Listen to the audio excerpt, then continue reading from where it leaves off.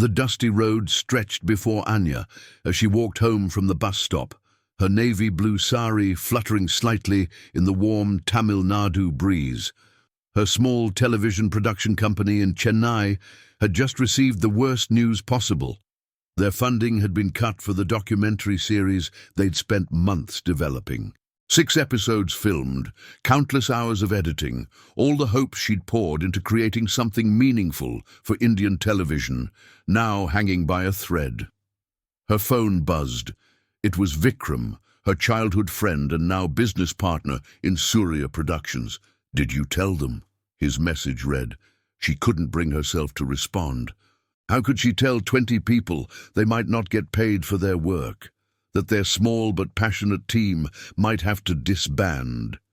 She tucked the phone back into her purse and quickened her pace, hoping to reach the solitude of her apartment before the tears came. When Anya had left her comfortable job at Star India 3 years ago to start her own production company, her parents had been horrified. "Television is unstable," her father had warned. "Why leave a good position for such risk?" Her mother had been more pointed. "You're 27, Anya. You should be thinking about marriage, not career gambles." But Anya had been determined. Mainstream Indian television was dominated by melodramatic soap operas and reality shows, while she dreamed of creating content that reflected real India. Stories of ordinary people facing extraordinary challenges. Narratives that would resonate with viewers across the country's diverse landscape. Vikram had been the only one who understood. They'd grown up together in the same middle-class neighborhood in Chennai, shared the same love for storytelling, and nursed the same ambition to change Indian media. When she'd proposed they start their own production company, he'd quit his engineering job the next day. Now 3 years, and 2 modestly successful documentary series later, they were facing their biggest crisis.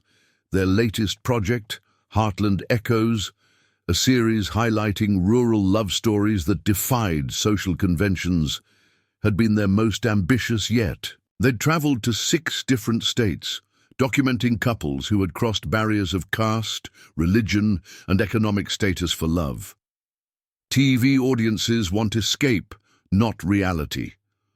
The network executive had told her that morning, not even bothering to look up from his phone as he delivered the blow. "Your numbers from the first 2 episodes aren't promising.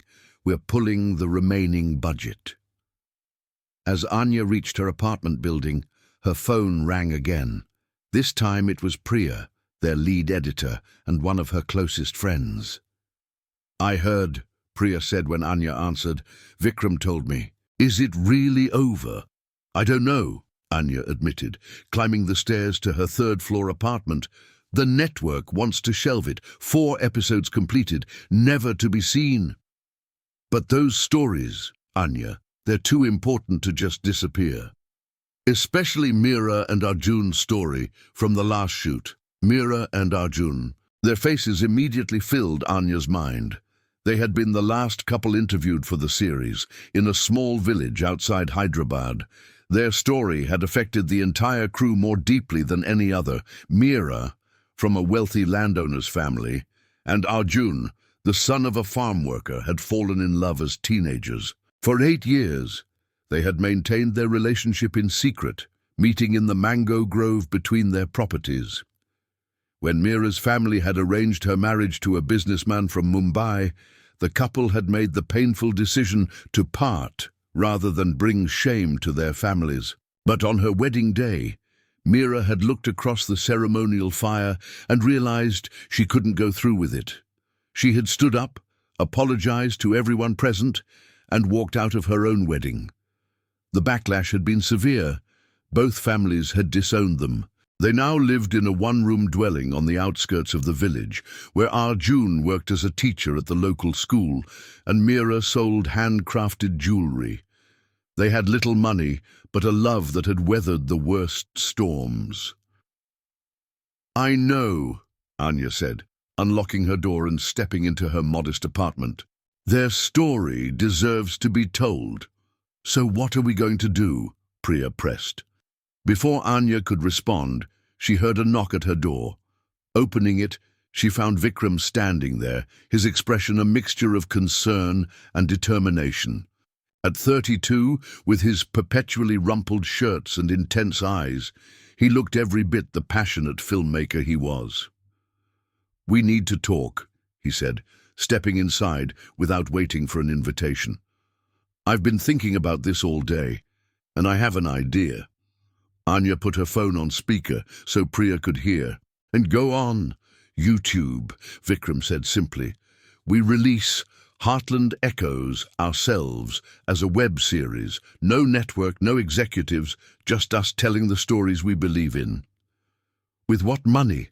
Anya asked, dropping onto her sofa. "We've spent almost everything we had on production.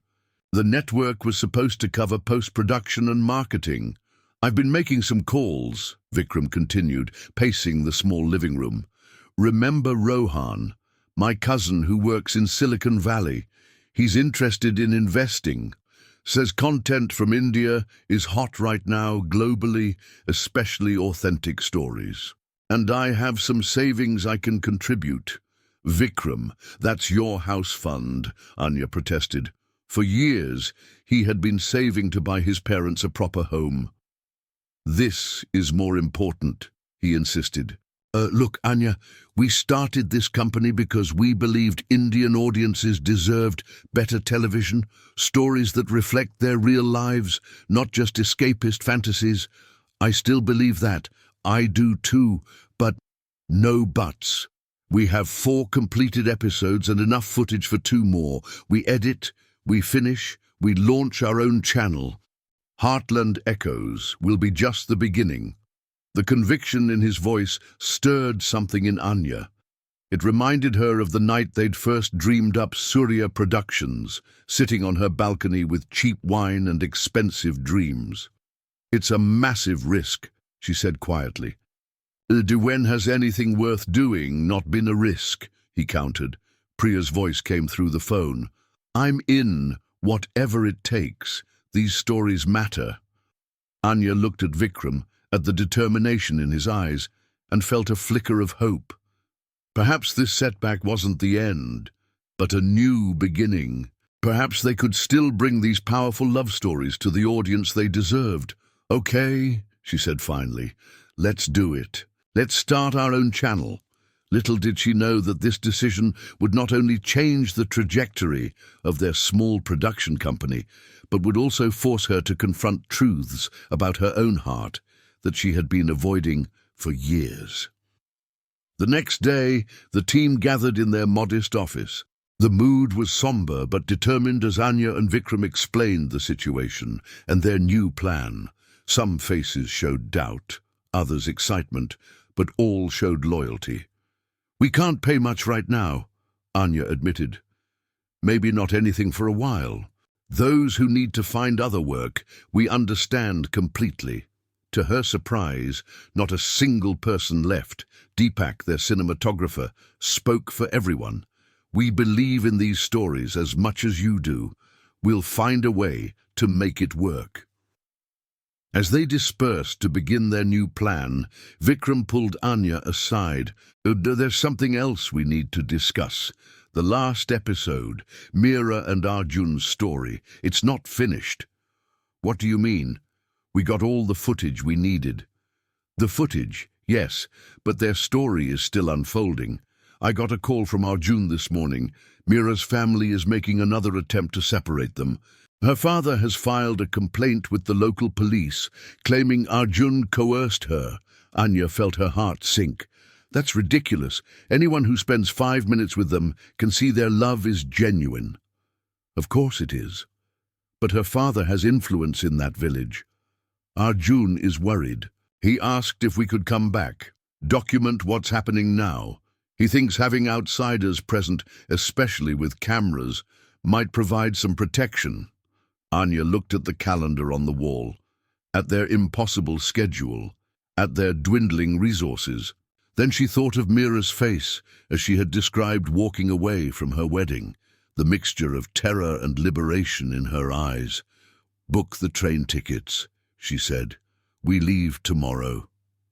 The train journey to Hyderabad was long and uncomfortable.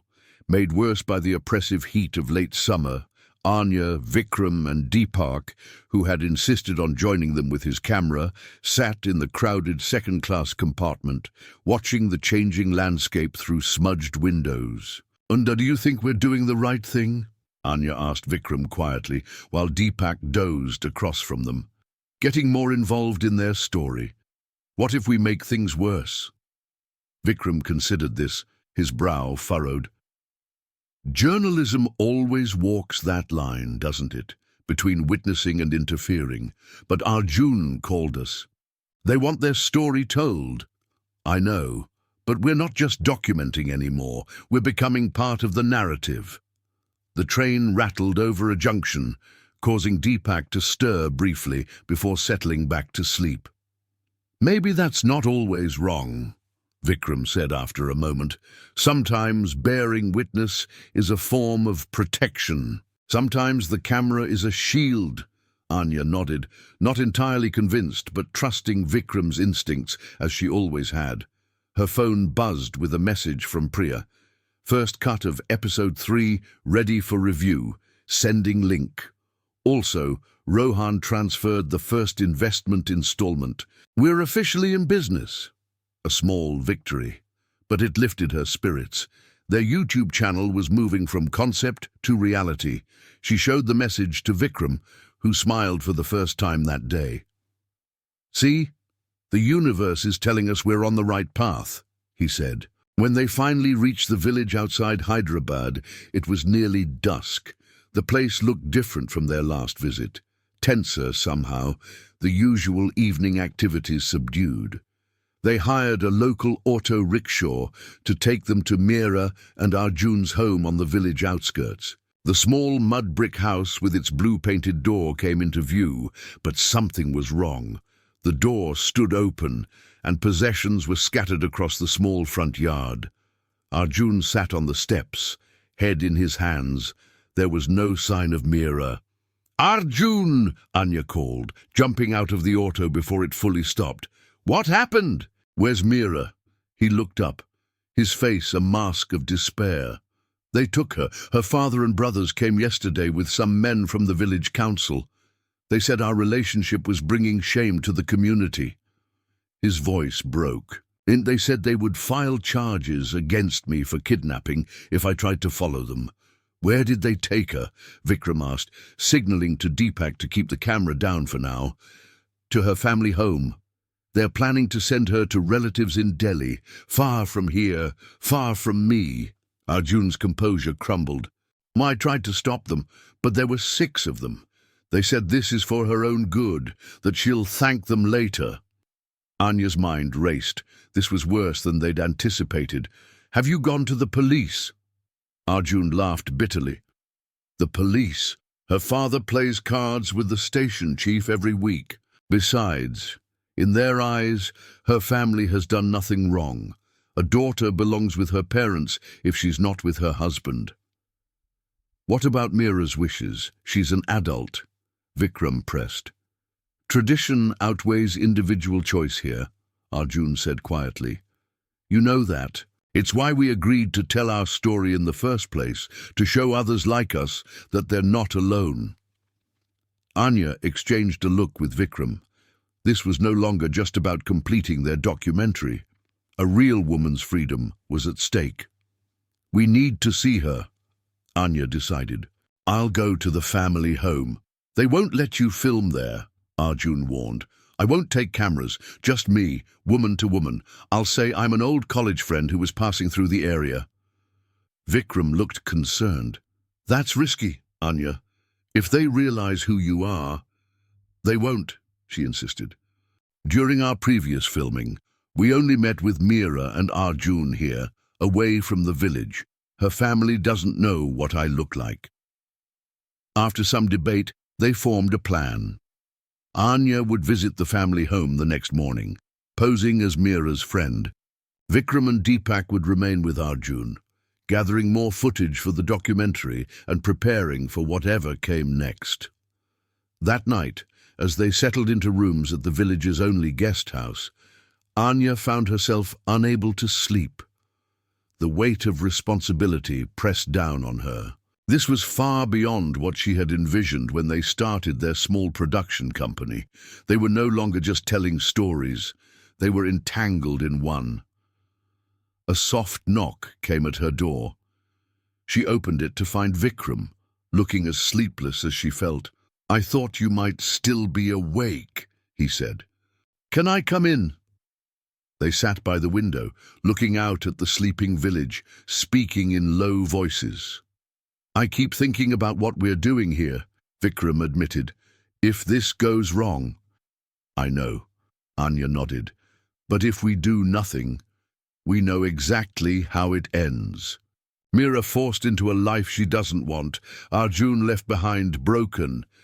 Like so many other couples in India," Vikram added, "the stories that never get told because no one is there to witness them." A comfortable silence fell between them, the kind that only comes with years of friendship. In the dim light, Anya studied Vikram's profile, the determined set of his jaw, the gentle eyes that had always seen the world with such compassion. A familiar warmth spread through her chest, one she had carefully avoided examining too closely over the years. Why did you really leave your engineering job to start this company with me?" she asked suddenly. It was a question she'd never directly posed, though they'd worked side by side for 3 years. Vikram turned to her, surprised. "You know why? I believed in your vision." "That's it. Just my vision for better television." He held her gaze for a long moment. "No," he finally said, "not just that." The air between them seemed to thicken with unspoken words, years of subtle glances and careful distance collapsing in a moment of raw honesty. "Anya, he began, but was interrupted by his phone buzzing loudly. "It was Arjun.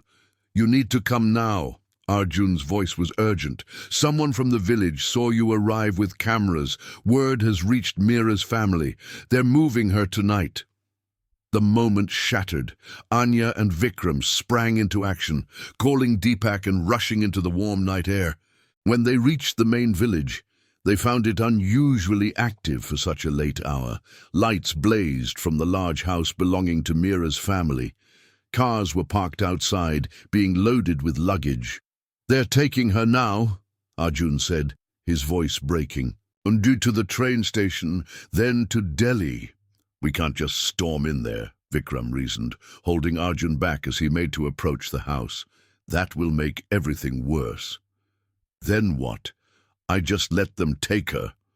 Arjun's desperation was palpable. Anya's mind raced. Then she saw it, a young woman being escorted from the house to the largest car, surrounded by male relatives. Even from a distance, Anya recognized Meera's slender figure, the distinctive way she carried herself.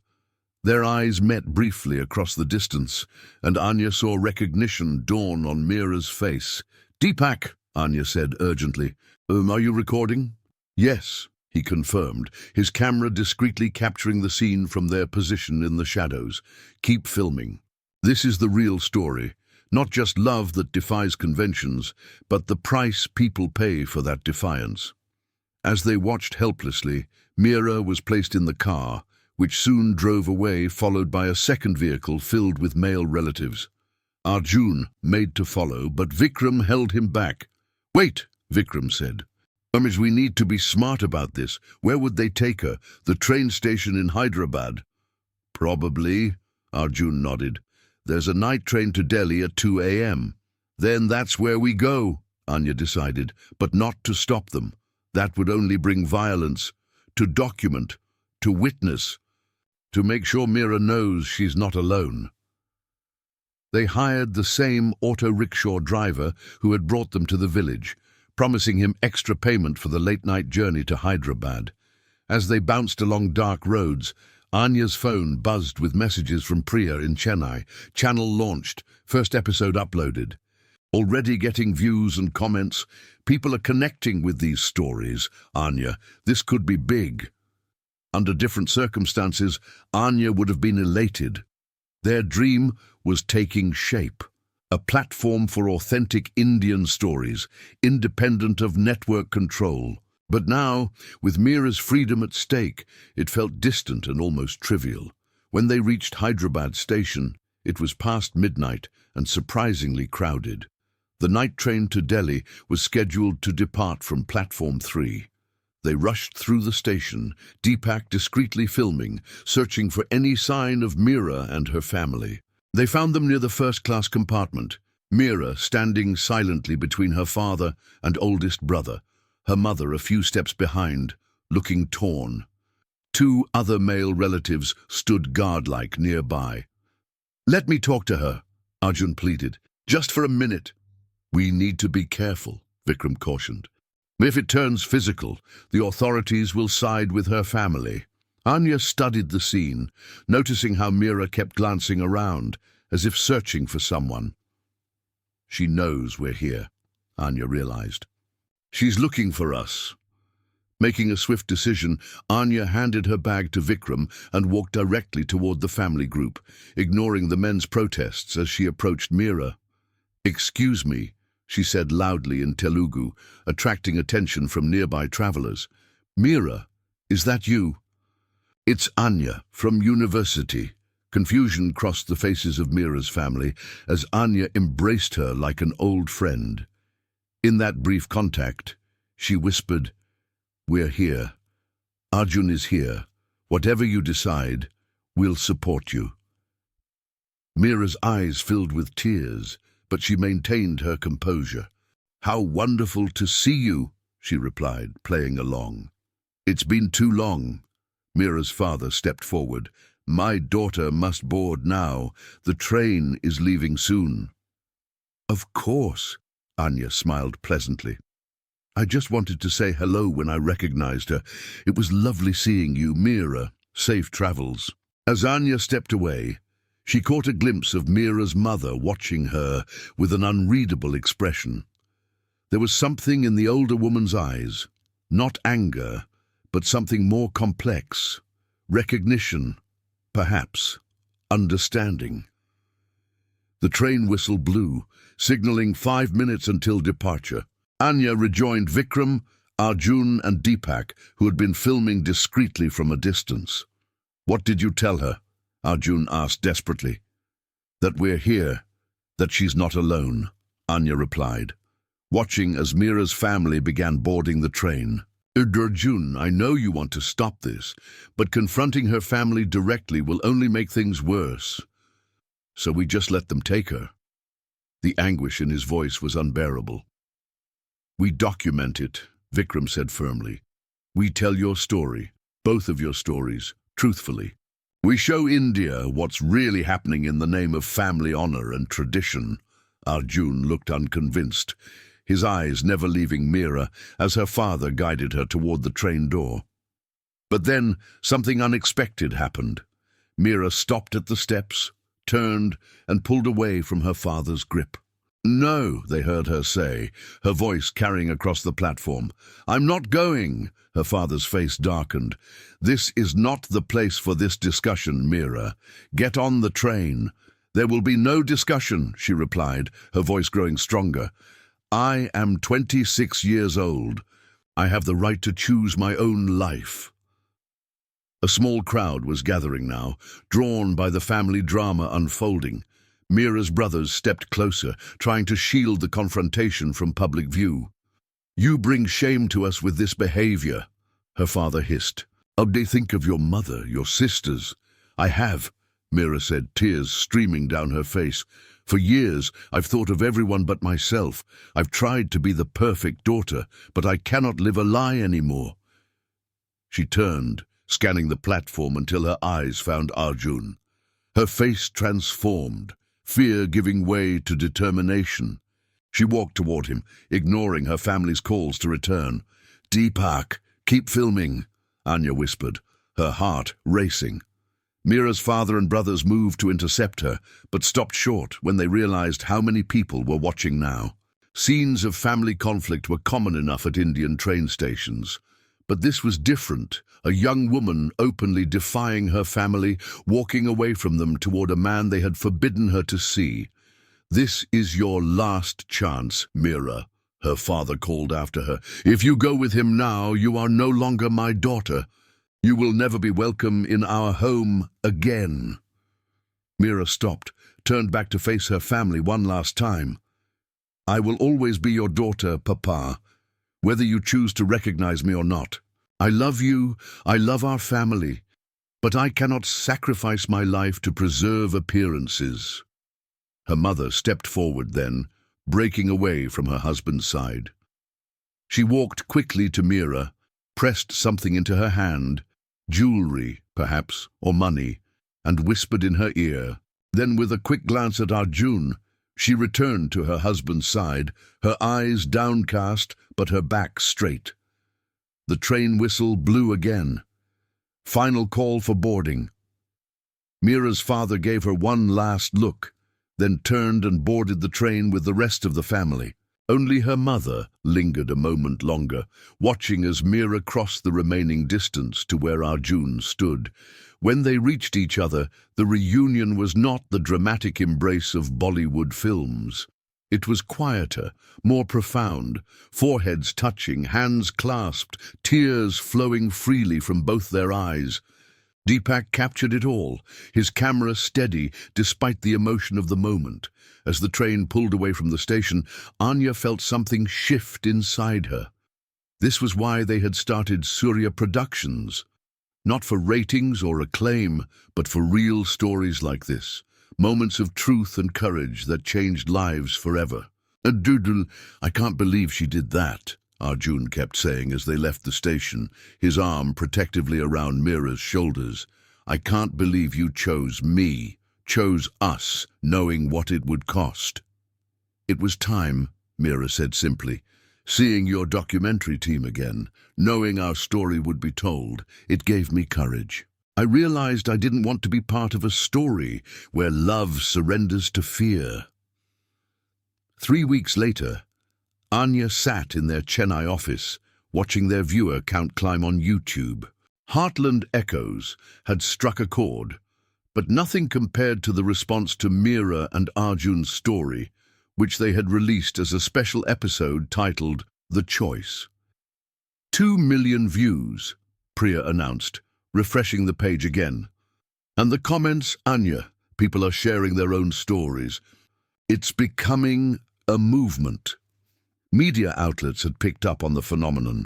A small production company's documentary series about defiant love in rural India had become a national talking point. Invitations for interviews were pouring in, and even a few international streaming platforms had expressed interest in licensing their content. Vikram entered the office, his face alight with excitement. "Have you seen this?" He held up his phone, showing a news article. "Legislators in Maharashtra are citing our documentary in a debate about modernizing marriage laws. We're actually affecting policy conversations." Anya smiled, taking in the buzzing energy of their once struggling office. New team members had been hired to handle the growing workload. Their financial concerns, so pressing just a month ago, had eased with sponsorship offers and Rohan's increased investment. "Where are Meera and Arjun now?" asked one of the new assistants, who had been captivated by their story. "They've moved to Bangalore," Anya explained. "Arjun found a teaching position at a progressive school there, and Meera is starting a small business, selling her jewelry designs online. They're building a new life, away from the village pressures." "Will we do a follow-up, see how they're doing in a year?" the assistant suggested. Anya exchanged a look with Vikram. "Perhaps, if they want that. But their story has already done what they hoped, shown others that choosing love doesn't have to mean losing everything else." Later that evening, after the rest of the team had gone home, Anya found herself alone in the office with Vikram. The conversation they'd nearly had in the village guest house hung between them, unresolved. "We did it," she said, gesturing to the wall where they'd framed the article from India's largest news magazine featuring their channel. "Against all odds." "We did," Vikram agreed, moving to stand beside her. "But I've been thinking about what made Meera's story so powerful. It wasn't just that she chose love over tradition. What was it then? Anya asked, turning to face him. It was that she finally acknowledged a truth she'd been carrying for years, that sometimes love hurts. It makes you cry. It forces difficult choices. It demands courage. But hiding from it hurts more. His eyes met hers, and Anya felt that familiar warmth spread through her chest. For 3 years, they had worked side by side, building a company, telling other people's love stories, while carefully avoiding the unspoken current between them. "Vikram," she began, her voice soft. "Oh, that night in the guest house, before Arjun called, what were you going to say to me?" He took a deep breath. "I was going to say that I didn't join Surya Productions just because I believed in your vision. I joined because I believed in you. Because working beside you, even as just your friend and partner, was better than any other life I could imagine." "And now?" she asked, her heart racing. "But now I'm wondering if we've been telling everyone else's love stories while ignoring our own." The office was quiet, the distant sounds of Chennai traffic creating a gentle backdrop to this moment 3 years in the making. Anya thought of all the couples they had interviewed, people who had risked everything for love, who had cried and fought and sometimes lost, but who had been brave enough to try. "I've been afraid," she admitted, "afraid that changing what we have might mean losing it. Our friendship, our partnership, this company we've built together, it all means too much to risk." "I understand that fear," Vikram said, not moving closer but not backing away either. But after everything we've witnessed, all the stories we've told, don't we owe ourselves the same courage we celebrate in others?" Anya found herself thinking of Meera's face at the train station, the moment she chose to walk toward Arjun despite the cost. The title of their documentary series suddenly took on new meaning. Love always makes you cry, not just from heartbreak, but sometimes from the sheer overwhelming power of choosing it anyway. "Yes," she said finally, taking a step toward him. We do." 6 months later, Surya Productions had expanded into new offices in a high-rise building in downtown Chennai. Their YouTube channel had grown to include 3 different series, all focused on authentic Indian stories that mainstream media overlooked. They had hired 20 new employees and signed a development deal with an international streaming platform. Anya stood on the balcony of their office, looking out at the city sprawled below. Vikram joined her, his hand finding hers naturally, their fingers intertwining. "Meera called today," he said. "And she and Arjun are doing well in Bangalore. Her jewelry business is taking off, and she's reconciled with her mother, who visits them secretly sometimes. And her father, her brothers, still refusing contact, but she says she hasn't given up hope. Time changes things." Anya nodded, thinking of how much had changed in their own lives. They had taken the risk, crossed the line from friendship to love, and found that instead of losing what they had gained something richer, deeper. "The new series launches next week," she said. "But do you think it will resonate the same way Heartland Echoes did? Urban connections? Absolutely. Different setting, same authentic emotions. People are hungry for real stories about real love." A young assistant poked her head through the balcony door. "Sorry to interrupt, but there's a call you both need to take. That director from Mumbai, he's interested in adapting Meera and Arjun's story into a feature film." After the assistant left, Vikram turned to Anya with a smile. "From nearly bankrupt to having our stories adapted for cinema. Not bad for a small production company that refused to give up." "We were right all along," Anya said. "The Indian audiences do want authentic stories. They want to see their real lives, their real struggles and triumphs reflected on screen. And the title of our channel turned out to be prophetic," Vikram added. "Love always makes you cry, not just from sadness, but from recognition, from catharsis, from seeing truth finally acknowledged. As they turned to go inside and take the call that might expand their reach even further, Anya paused for one more look at the Chennai skyline. Their journey had begun with a simple belief that real Indian love stories deserved to be told in all their complexity and courage.